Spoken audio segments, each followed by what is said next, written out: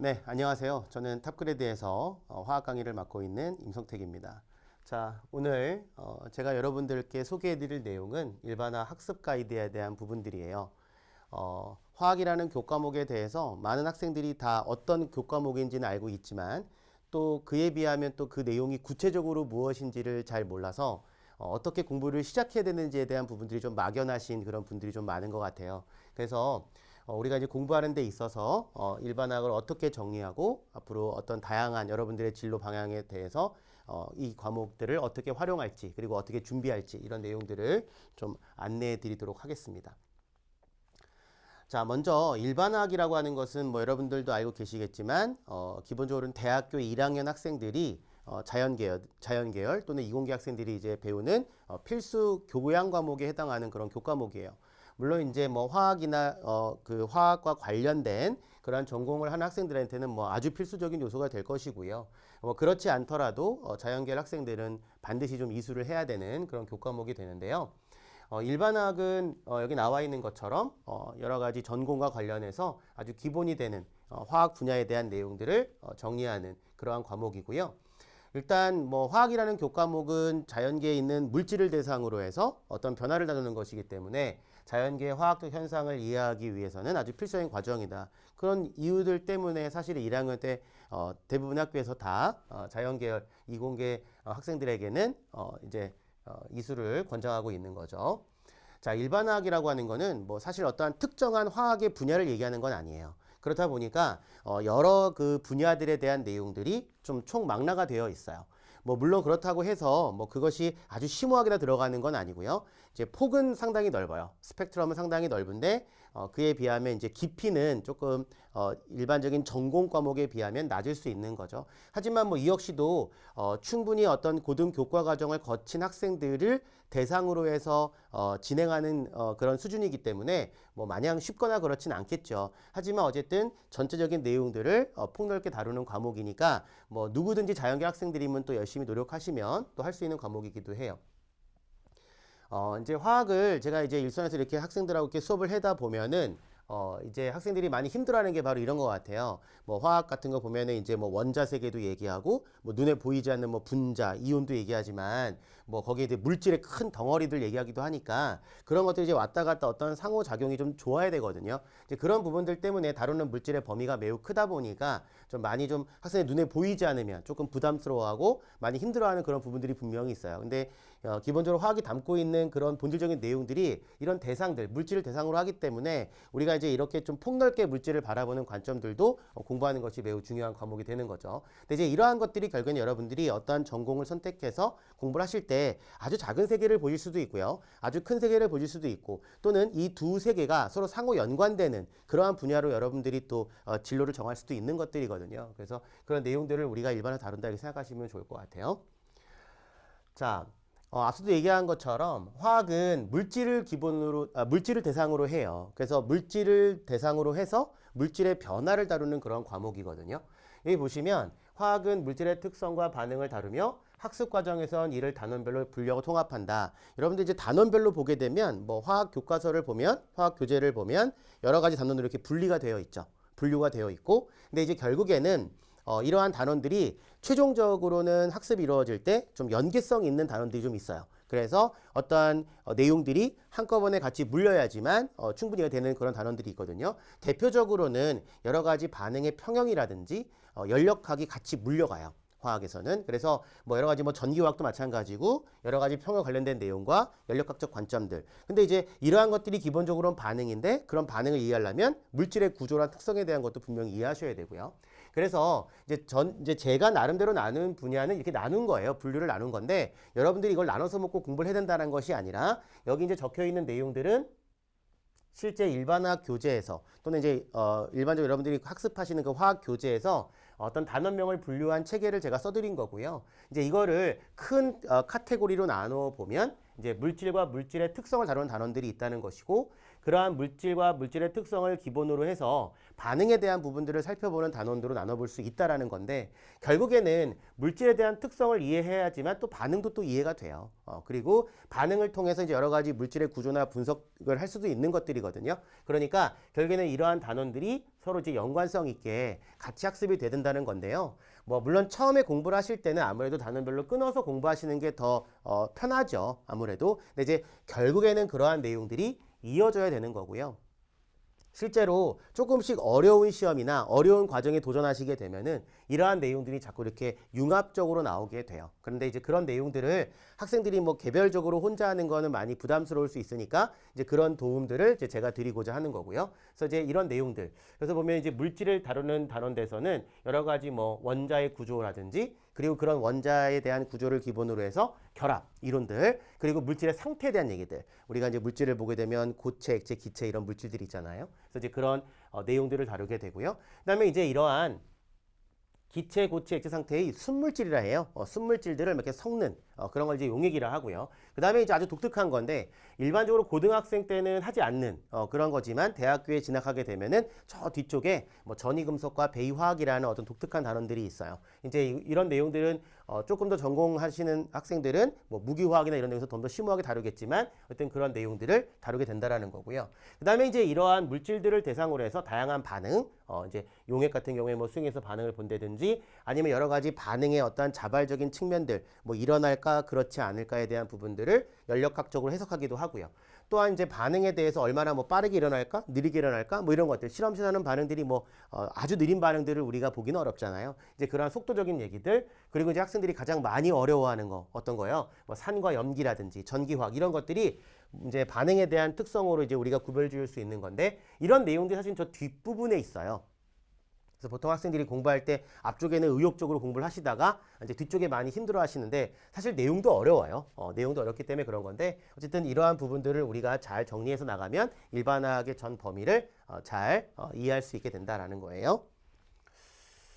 자, 일반화학은 결국에는 이제 대부분의 자연계 학생들이라든지 이공계 학생들이 이제 공부를 하시게 되는데, 이 과목이 반드시 이제 우리가 이수되는 과목이니까 뭐 당연히 중요한 과목이라 할 수 있는 거고요. 또한 이제 이런 과목들이 다른 교과 과목을 이해하는 데 많은 도움이 돼요. 여러분들 뭐 일반 화학이라든지 뭐 일반 물리학이라든지 이렇게 뭔가 제너럴하게 들어가 있는 그러한 과목들은 아주 심오한 내용을 다룬다기보다는 대학교 수준에서 충분히 다른 전공과 관련해서 연결 지을 수 있는 연결고리를 만들어준다 이렇게 생각하시면 되거든요. 그래서 이런 내용들은 뭐 여러분들이 학교에서 이제 단편적으로 보면 이 교과 과목 자체에 대한 학점을 위한, 그리고 이 교과 과목과 관련된 시험을 잘 치르기 위한 것도 분명히 중요하지만 그 이후의 과정들을 또 염두할 때 또 중요하게 다뤄질 수 있다라는 거예요. 또한 이제 보통 학교에서는 이러한 일반화학에 대한 부분들을 실험과 같이 가요. 그래서 뭐 일반 화학 및 실험 이런 식으로 많이 개설이 되어 있는데요.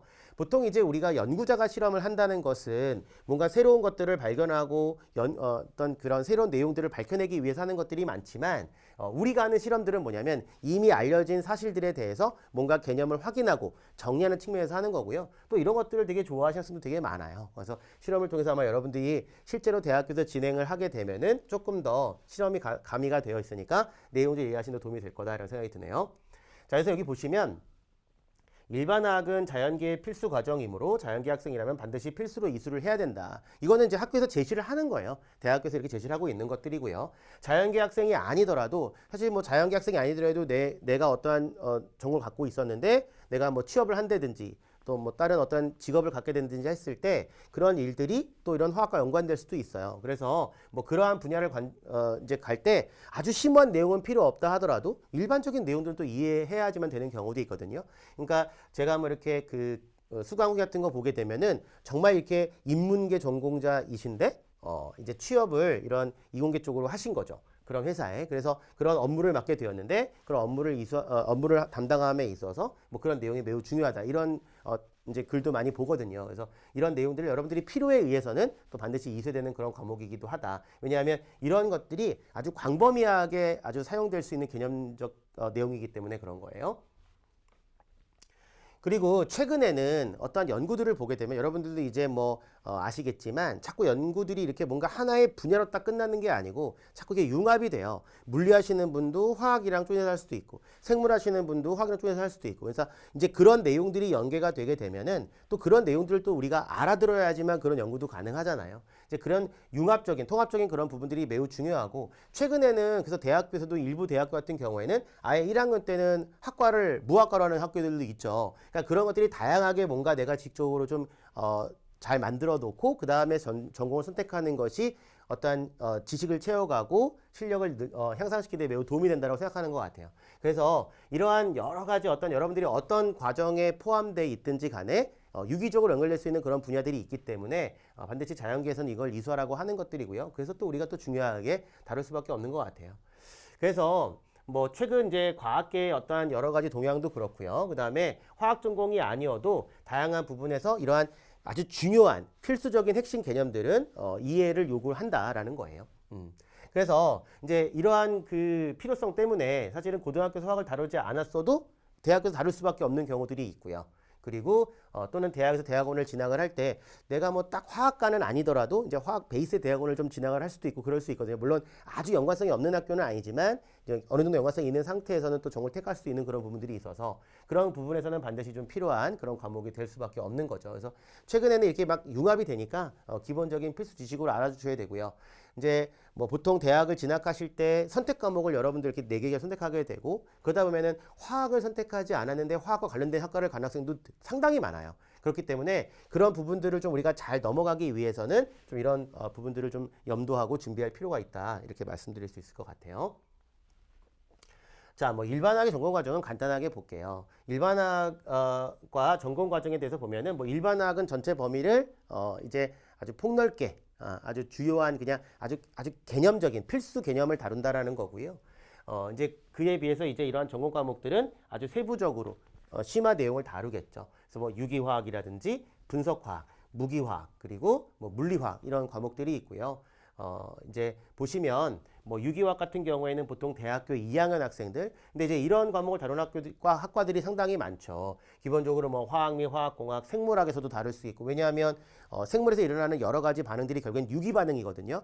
근데 그런 유기 반응도 결국에는 화학에 대한 기초 지식이 있어야지만 이해가 돼요. 그래서 그러한 뭐 학과들 그리고 화학을 근간으로 학과 그리고 뭐 의치, 약학 계열 뭐 약학은 뭐 화학을 엄청 잘해야 되잖아요. 그죠? 그래서 그러한 내용들 공부한다는 거고요. 분석과 같은 경우도 뭐 이런 화학공학, 생물과도 마찬가지요. 여러 가지 뭐 세포를 분석한다든지 여러 가지 약물 진화 분석, 여러 가지 분석들에 대한 부분들도 있고 또 뭐 이런 의치한 수의학과에서도 이런 것들 뭐 분석하거나 할 때 많이 필요로 하겠죠.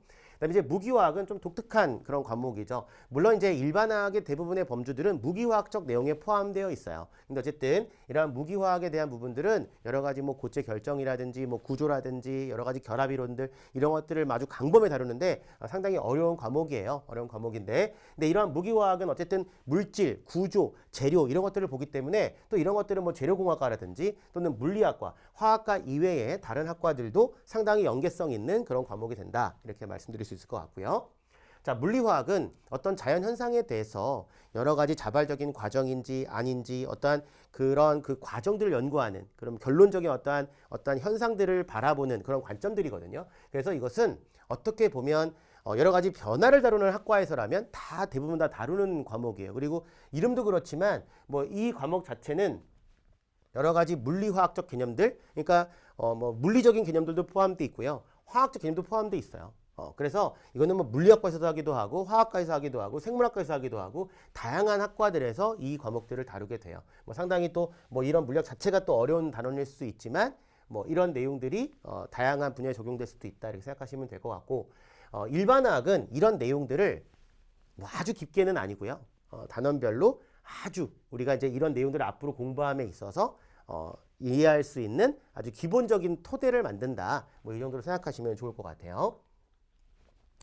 자, 그러면 이제 탑그레이드의 일반학 강의가 이제 이렇게 있는데요. 보통 학생들이 뭐 많이 이제 질문하는 것들이 어떤 과목을 공부하면 되느냐, 나는 어디서 시작하면 되느냐, 나의 상황은 이런데 어떻게 준비를 해야 될까, 뭐 이런 것들을 많이 질문하시는데요. 이제 그럴 수밖에 없는 이유가 있는 것 같아요.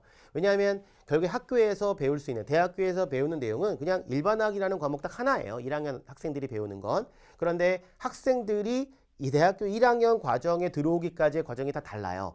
어떤 학생은 뭐 화학 원만 하는 학생도 있고, 어떤 학생은 화학 투과제 하는 학생도 있고, 어떤 학생들은 그 두 개를 다 하면서 뭐 수능 시험에서 선택을 했을 수도 있고 안 했을 수도 있고, 또는 교차 지원 같은 걸 통해서 아예 뭐 화학은 공부를 안 해봤지만 또 화학 계열로 진학하신 분도 있고, 너무나 다양하기 때문에 결론적으로 어떤 과정을 거쳐가야 되느냐, 이런 것들이 상당히 궁금할 수밖에 없겠죠. 또한 이제 뭐 내가 아무리 화학적인 지식이 없다 하더라도 뭐 초등학교 때 중학교 1학년 책부터 보기에는 또 부담스럽고 뭐 이런 것들이잖아요, 사실은. 그래서 이제 탑그레이드에는 이렇게 크게 강의가 두 가지 강의가 있는데요. 일단 기초 일반학 개념 정립이라 되어 있는 이 강의는요, 화학을 처음으로 공부하시는 학생들도 그래도 편하게, 그러니까 조금 쉽게 풀어낸 강의라고 보시면 돼요.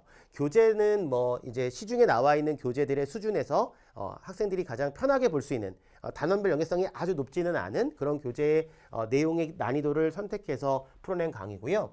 그래서 이 강의는 고등학교 과정부터 조금 친절하게 얘기를 해요. 그런데 이 강의 역시도 제가 이제 수업을 할 때 막 정말 단편적으로 이렇게 정리만 하고 끝내는 강의는 제가 이렇게 별로 선호하는 강의는 아니어서, 결국에는 고등학교 과정부터 친절하게 말씀은 드리지만 마지막에는 결코 가볍지가 않아요, 내용 자체가. 그래서 학생들이 아무리 이제 편하게 쉽게 접근을 한다 하더라도 나름대로 어떠한 목표를 가지고 그리고 끈기를 가지시고 열심히 공부를 해주셔야 되는 거예요. 그래서 아마 이 개념적인 일반학만 잘 정리를 하셔도 화학에 대한 어떤 기본적인 어떤 체력은 완성이 된다, 이렇게 생각하시면 좋을 것 같아요. 그래서 이 기초 과정에서는 물질을 바라본 어떤 관점에서부터 화학 반응에 대한 해석에 대한 주요 내용들을 다루게 되고요.